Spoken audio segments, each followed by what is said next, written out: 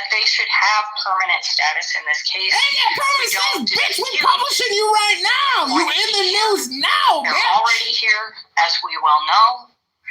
But we do think how don't realize we live stream in the courtroom, the clown house. The court should exercise. It's already in the public, bitch. It's very clear what everyone's roles are here. Hello? And what are the roles, bitch? Put in their briefing. We want to know who the fuck observers. killed Charlie Kirk. Neutral observers. Who the fuck killed him? We Hello? don't want the chaos that is out in the media in this courtroom.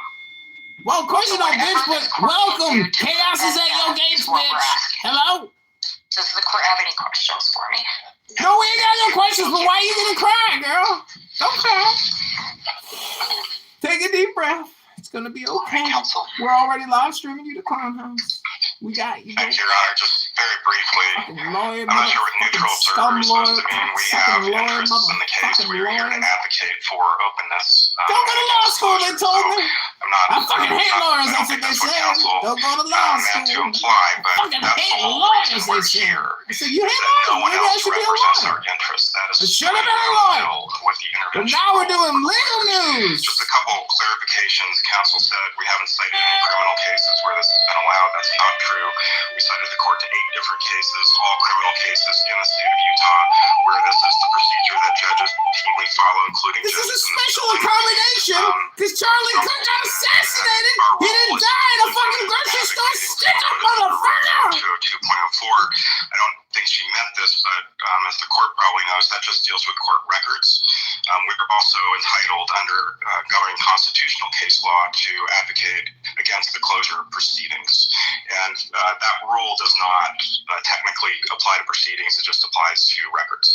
So just to be clear, but I think we have been clear, and this was all, I mean, there wasn't a whole lot of daylight between what counsel was just suggesting our role should be and what we've asked for, you know, which is just if they file a motion that seeks to prevent, that wants to classify something as non-public, like they did last night with the motion to disqualify. They were able to at least provide that to us. It's not very hard to send an email. That's all that we've asked for in terms of the notice. And then we have the right to be heard on those issues. And so I didn't really hear from counsel any reason why we should not be granted limited party status in this case, other than just some sort of, you know, confusion on their part as to what that would actually look like.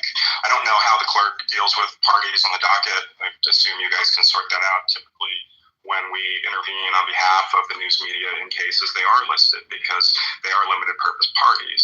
But the court can, you know, if it doesn't want to hear from us on a particular issue, it can certainly say that. I mean, we don't have any interest in weighing in on aspects of the case that don't have anything to do with the public's right to know. And so I didn't really hear an argument against what it is that we are asking to do. Just one last point on, well, 2 things. One is that counsel's chastising us for filing something late. I mean, this was a stipulated motion that got us here today. We weren't asked to weigh in on it. It was submitted to Your Honor an order, you know, which they just assumed you would sign because it was stipulated. It was only because this court said, no, I'm not going to do that. I want to actually hear from the parties that we weighed in. So this was not your typical, like, deadline where we were invited to weigh in and just didn't. Last thing is, in terms of docket access, you know, Mr. Hunt and Mr. Judd and I are all officers of the court.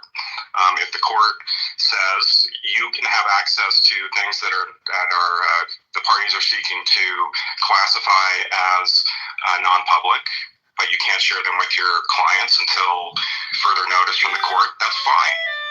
Some judges do handle it that way.